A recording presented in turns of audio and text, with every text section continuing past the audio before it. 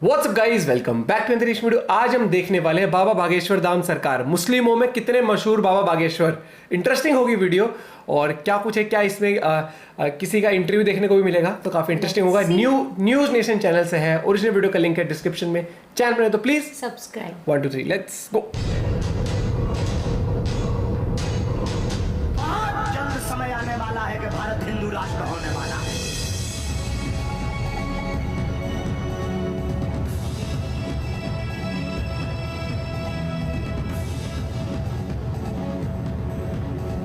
बाबा बागेश्वर का मिशन हिंदू राष्ट्र की मुहिम में मुस्लिम भी बाबा बागेश्वर के साथ। हमारे हिंदू राष्ट्र की कल्पना बहुत स्पष्ट है, जिसमें किसी भी धर्म को भारत छोड़ने की आवश्यकता नहीं है, ना हम छोड़ने देंगे। हाँ, किसी को दिक्कत है तो पासपोर्ट दिलवा देंगे।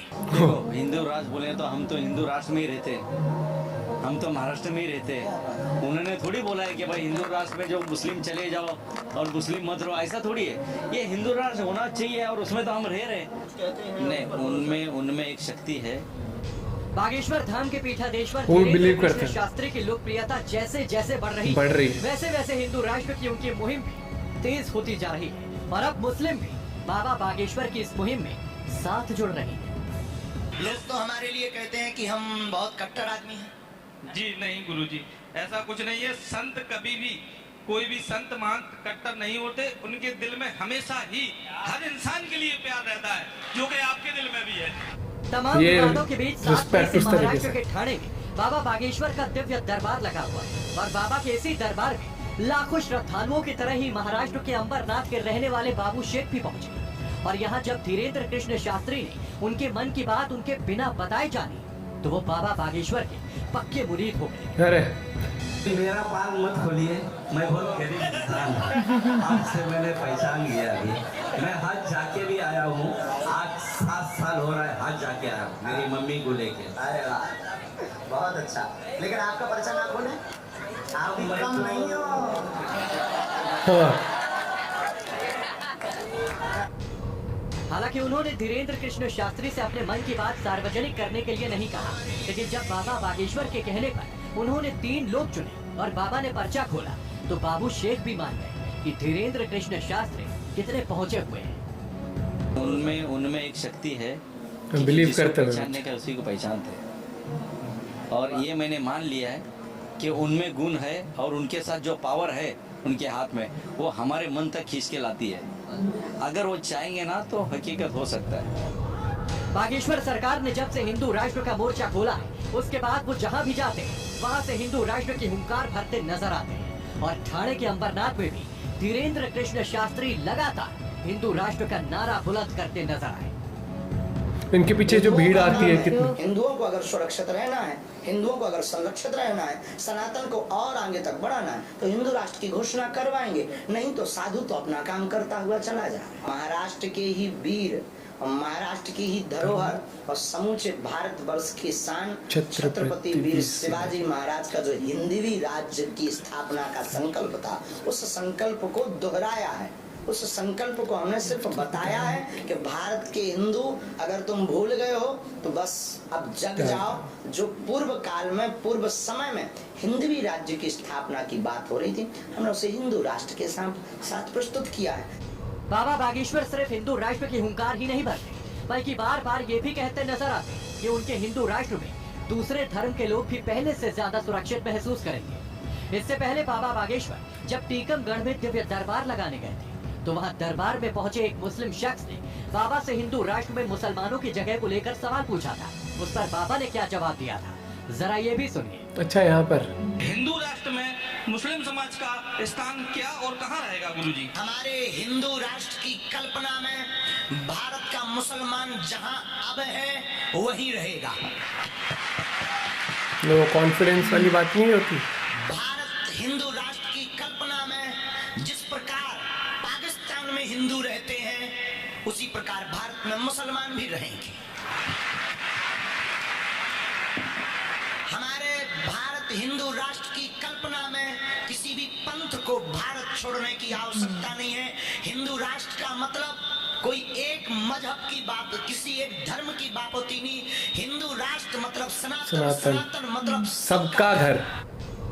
कुछ महीने पहले बाबा के दरबार में एक मुस्लिम महिला ने भी धर्म परिवर्तन करके हिंदू धर्म अपना लिया और ये मुस्लिम महिला खुलकर बहुत एग्जाम्पल्स बाबा आए हैं। बागेश्वर का जय जयकार करने लगी थी।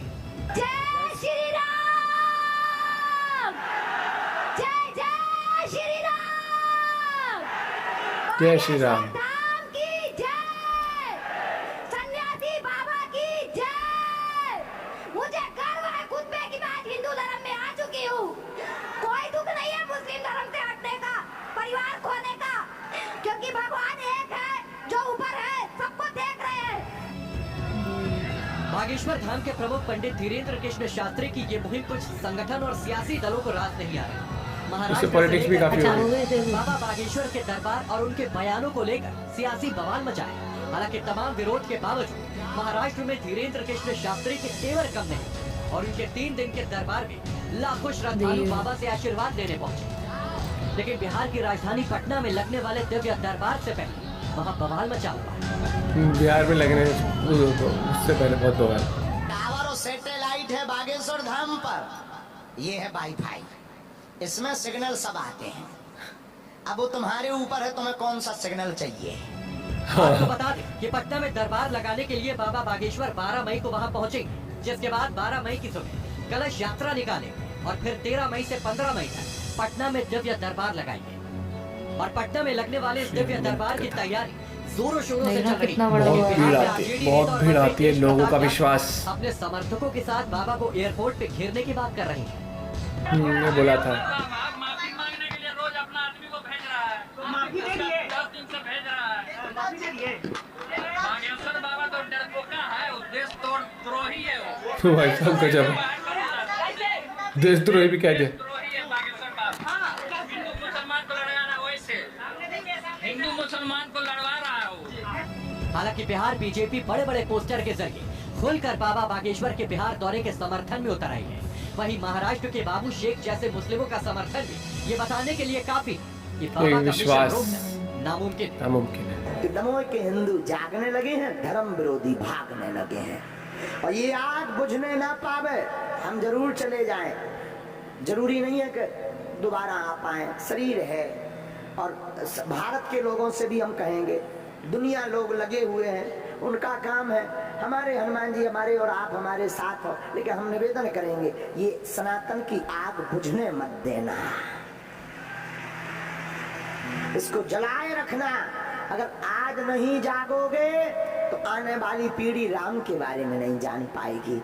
जो कश्मीर में हिंदू पंडितों का हुआ था वही तुम्हारे घर पर हो जाएगा अगर नहीं जागोगे। हम किसी धर्म के विरोधी नहीं है, हम तो सबके हैं। बाबा बागेश्वर अपने भगवाए हिंदू यानी हिंदू राष्ट्र और सनातनी संस्कृति के एजेंडे पर तेजी से आगे बढ़ रही है और यही बाबा के विरोधी इसी बात से चिढ़े हुए। T news nation. उन्होंने ये बोला ना कि जो हिंदू राष्ट्र की बात करी है वो कह रहे किसी एक पर्टिकुलर धर्म के लिए नहीं कह रहे, वो कह सनातन, सनातन में सारे धर्म आते हैं, कह रहे सब लोग मिलजुल के, सबका घर, वाली बात आ गई। और देखो क्या होता है कि कोई भी अगर इस तरीके से बात करता है तो आलोचनाएं भी होती हैं, कुछ लोग सपोर्ट में आते हैं, कुछ लोग उस तरीके से आते हैं। लेकिन मुझे ये चीज़ है कि भैया इनकी जो लोगों का जो फैन फॉलोइंग भी नहीं, जो फॉलोअर जिन्हें कह सकते हो आप, जो भक्त हैं, जो इनकी बातें सुनने इतनी दूर से आते हैं, इतनी भीड़ लगती है, आप देखोगे ना बहुत, मतलब कि इतना विश्वास जितना लोगों का ना बहुत मुश्किल होता है। और जिस तरीके से ये बिना कुछ पूछे ही सब कुछ बता देते हैं, जैसे वो मुस्लिम थे, वो उनका भी बताया तो उन्होंने कहा कि मेरे ज्यादा मत बताओ, ज्यादा वर्जे मत खोलो, उस तरीके से। और एक ने जब क्वेश्चन पूछा कि मुस्लिमों की क्या जगह, उन्होंने जो जहाँ है वो वही है, उसी तरीके से बताया। तो काफ़ी कंट्रोवर्सीज भी होती हैं इनके अराउंड, लेकिन हर एक चीज़ है, लेकिन लोगों का विश्वास कोई कम नहीं होता। और मुझे ये लगता है कि जो आपको आपके धर्म के बारे में बता रहा है उससे बड़ा कुछ, क्योंकि आपको क्या है कि रिस्पेक्ट सबकी करो, लेकिन सबसे पहले आपको अपने धर्म की भी नॉलेज होनी चाहिए। क्योंकि आज के लाइफस्टाइल में ना बच्चों तक ये चीज़ें पहुंच नहीं पा रही हैं, और बहुत सारे लोग सिर्फ कह देते हैं कि हम इस धर्म से, लेकिन उसकी प्रॉपर नॉलेज नहीं होती है। नॉलेज होना बहुत इंपॉर्टेंट है, ताकि अगर आपको कोई तर्क देता है तो आप उसका उस तरीके से अपने धर्म की बात अगर करनी है तो आप उसको एटलीस्ट बता सकते हैं कि हाँ ये वाले पॉइंट मेरे धर्म में है, ये इस तरीके से है, आप अगर इस तरीके से फॉलो करते हैं, हम इस तरीके से फॉलो करते हैं, वो चीज़ होती है। क्योंकि मुझे लगता है कि आप कहीं भी वीक नहीं पड़नी चाहिए किसी मुद्दे पे। अगर आप किसी पे डिबेट कर रहे हो किसी चीज़ पे, तो एटलीस्ट आप केपेबल इतने हो और फैक्टफुल हो Factful. जो भी। बाकी आपका क्या पॉइंट ऑफ व्यू इस बारे में जरूर बताना। बाकी मिलते हैं वीडियो के साथ, बाय, टेक केयर।